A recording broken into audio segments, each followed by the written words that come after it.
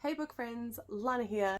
It's been a minute, but I'm back with my Trope-ical Readathon TBR for March.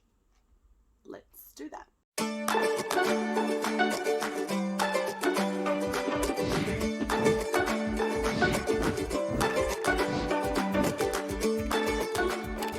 So as I said at the start, it has been a while since I have posted anything on BookTube or any social media for that matter. I'll be doing a video on what's been happening with me, why I haven't been posting, etc, etc. So if you want to see that, you can go check that out. I will be posting this video first, so I don't know when that video will be coming, but it is coming. So for the month of March, I will be doing the Trope-ical Readathon hosted by Gen Reviews and Bookrob. It is a month-long readathon. There are 13 common prompts and you can't double them up or triple them up or whatever. One book for each prompt. On top of that, there are 2 team prompts. I am team science fiction fantasy, obviously, and then there are also 2 team reads, one that is old and one that is new. So I'll go through all of those later and what I'm picking for those prompts. There are 5 teams in this readathon. You have team romance, team science fiction, fantasy, team non-fiction and poetry, team horror and thriller, and team romance. Did I already say that? Anywho, where possible, I will be trying to complete the prompts unless I have another book for the alternative prompt that I really want to read. I have a little person here, so we're going to get through this as best as we can. Say hello. The first prompt in the common challenge tropes is to read a book with absent parents. I actually have 2 books that I want to read for the absent parent trope, and that is Not Getting Headbutted by My Daughter. Every Heart a Doorway by Sheenan McGuire. As is typical me, I know sweet FA about it. This was one of the recommended books on Gen Reviews website, and it is also quite small and has big writing, so I think I'm going to get through it pretty quickly. I did have a look on Goodreads and a lot of people I know have read this and loved it. It's not the sort of fantasy that I usually read, but I'm quite looking forward to seeing where this goes and my thoughts on it. I hope they are the same as everyone else's, because just about everyone that I know that has read this book has given it either a 4 or 5 stars, so I'm really hoping for good things with this one. The second book that I really want to read for this prompt and just in general, it actually just came in for me yesterday at the library, and that is Legendborn by Tracy Dion. This cover is absolutely gorgeous. Absolutely gorgeous. In this we follow Brie Matthews. Her mother passes away and she just wants to escape.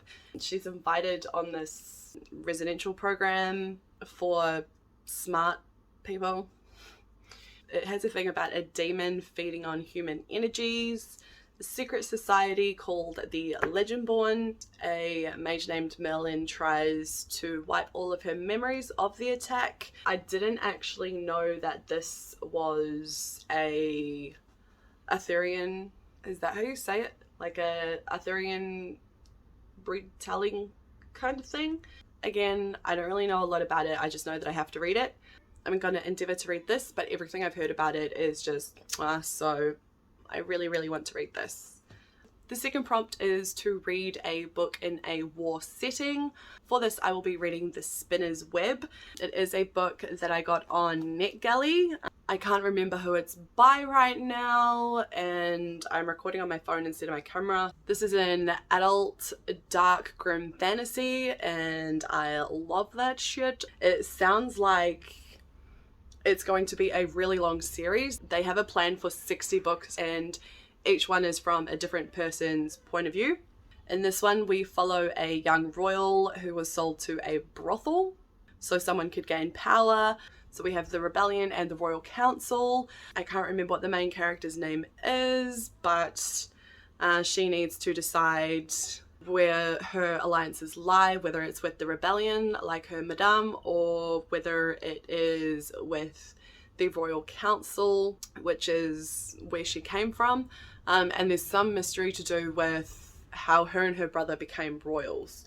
So I don't really know what that's about, but I am looking forward to that, and I do need to review it, so it worked out to read it. So that's good. The third prompt is the small town trope. Alternatively, you could read a one-word title. For this, I didn't really want to read a small town trope book, and I have a book that's due at the library soon, so I figured that within the first couple of weeks I would read Wonderscape by Jennifer Bell. This is a middle grade fantasy where there are 3 kids.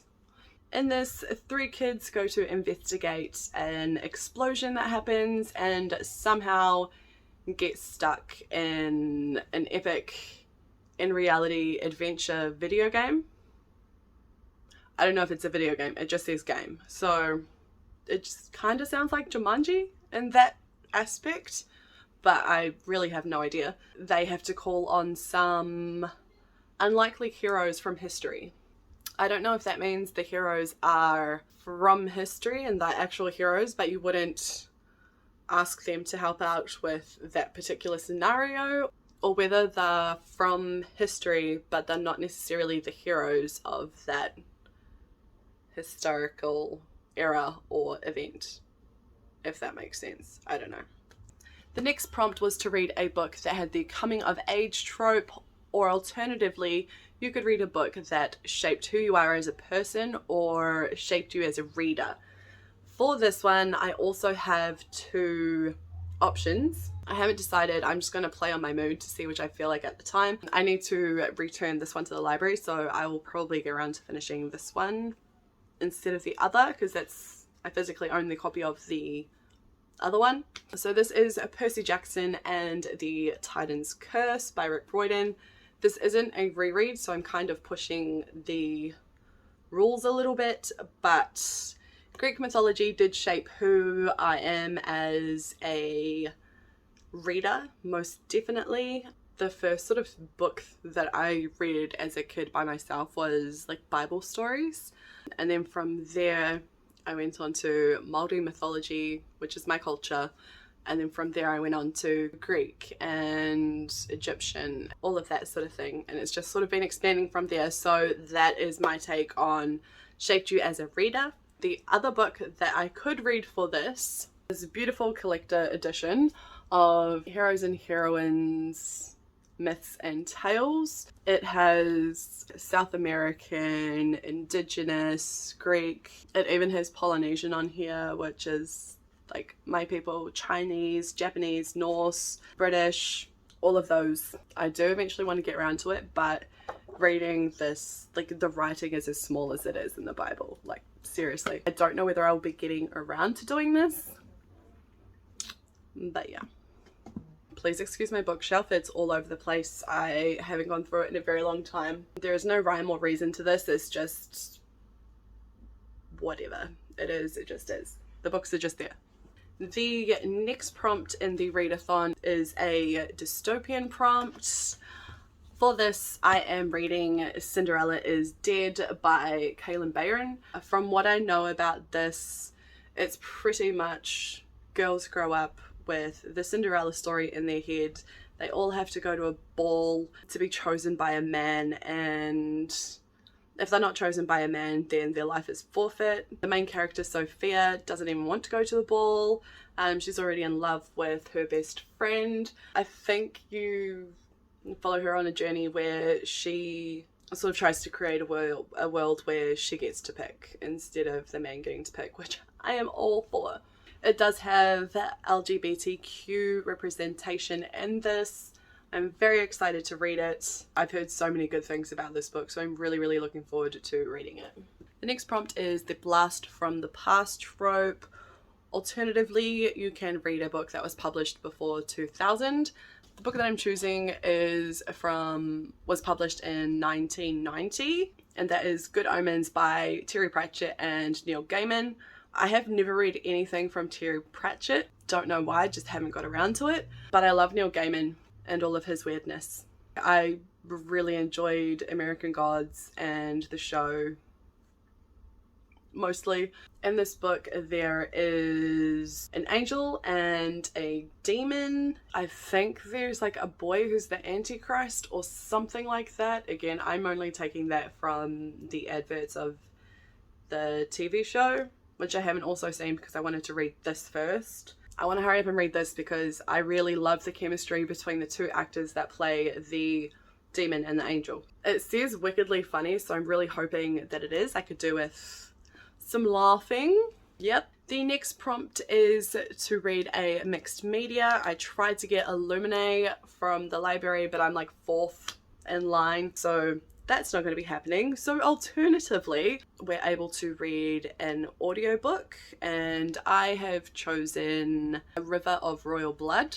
Can't remember who it's by. I will put it here. I honestly can't remember too much about this, but I loved the cover and the premise. I do know that there's a queendom and it's about 2 sisters. One sounds like a real bitch and the other one's just trying to live her best life. Maybe. I don't know. The next prompt is to read a book with artificial intelligence, or alternatively you could read an ebook. I don't know what I'm going to do for this, so I'm either going to read Cinder for this prompt, or alternatively I will read something else. I don't know. I might put this in later. The next prompt is to read a book with the boarding school trope. For this, I will be reading Dread Nation by Justina Ireland.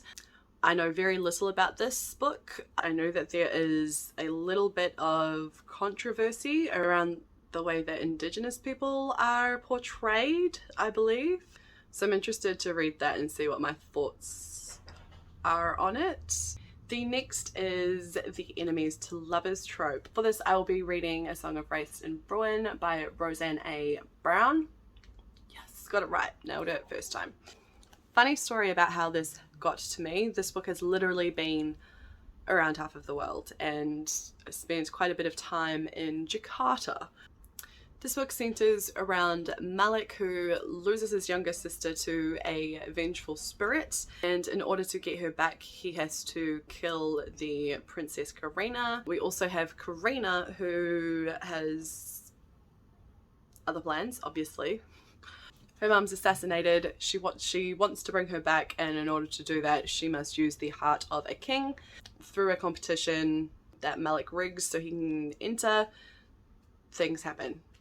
There's drama, and it becomes a friends to lovers trope. I'm very excited to read this, and I am going to cherish this forever because it does have a place card signed by the author and also a handwritten and copied note as well from the author. So that's really, really cool. So I will not be unhauling this. The next trope is to read a book with multiple POVs. For this one, I am doing a buddy read with Cassidy. I will put her channel somewhere, but we are reading The Priory of the Orange Tree by Samantha Shannon. I am really excited to read this. I have purposely not read this since I bought it because I bought it around the same time that all of the shit went down in my life, and I was advised that there was a trigger warning in here that I probably wouldn't have been able to handle at the time. I feel like I can handle it, and I also feel like I could do with a good cry. So if it does trigger me into crying, I think it would be kind of like healing and cathartic. Maybe. We'll see. But I'm really looking forward to reading this and having Cassidy as a buddy to read this for some emotional support. I think is going to help 10 times as well. Why do I keep holding this up while I'm talking about it? Oof. I don't know. Just a habit. I don't know. The second to last common prompt. I know, we're not even past the common prompts yet. I'm gonna try and like just shoot through these. The next prompt is to read the new kid in town trope, or a genre that you don't usually read. For this one, I am so very excited to read one that I don't usually read, and that is The Only Good Indians by Stephen Graham Jones. Leslie from The Nerdy Narrative has gone on about this book and how good it is. I'm just starting to get into the thriller and horror genres. That was one of my goals for this year, and she just raves about it and says how good it is. So I am super excited to read this. But I have a feeling I'm going to get triggered in some way. I don't know why. I just get a feeling that something in this book is going to trigger me. Which trigger? We don't know, but I just feel like it's going to. I have absolutely no reason for that thought, but I picked up this book and I was just like, this is going to trigger me. Nothing that Leslie has said about it has like made me think that, but I just, you know when you pick it up and you just get a vibe from a book? This is what that is. The final common prompt for this challenge is a retelling, and for that, I will be reading A Curse So Dark and Lonely. I have the second book here. I'm pretty sure I gave the first book to my sister to read, so I'm going to get her to bring that back so I can read it. If I don't get it back in time, I will swap that out for Cinder, use Cinder as my retelling, and I probably have other retellings. No. For the retelling, I am going to read The Rook, which is a retelling of The Fox and the Hound. It is the second book in a series by Frost K and is an indie book. The Heir, which is the third of the trilogy, is released today. So I'm going to read that so I can hurry up and read The Heir and finish that trilogy. Yay! Last minute on camera unplanned things. Exciting. Okay, we have 2 team prompts. So one of them is the Secret World trope, and for this I have been dying to read Amari and the Night Brothers by B.B. Alston. It is middle grade fantasy. I know very little about it. I do know that there is a nod to the glowworms in the Waitomo Caves in New Zealand. As a Kiwi, that New Zealand is mentioned in there makes me just want to read it and support it just for that alone. It's sad, but we're such a tiny country that are known for the All Blacks and hobbits. So it's nice to have little nods for things other than that in books or pop culture in general. What about second breakfast? There's only a few more books, I swear.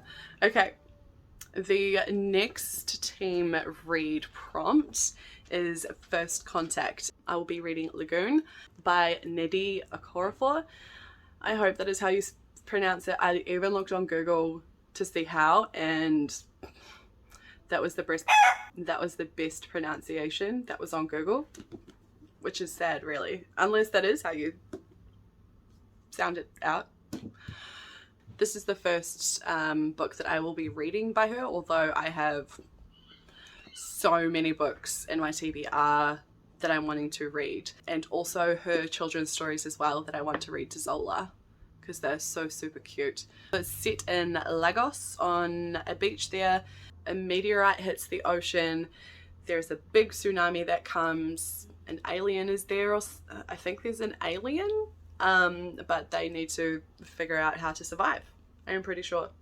I don't know where to put this. I'm just gonna pop it. Oh my god.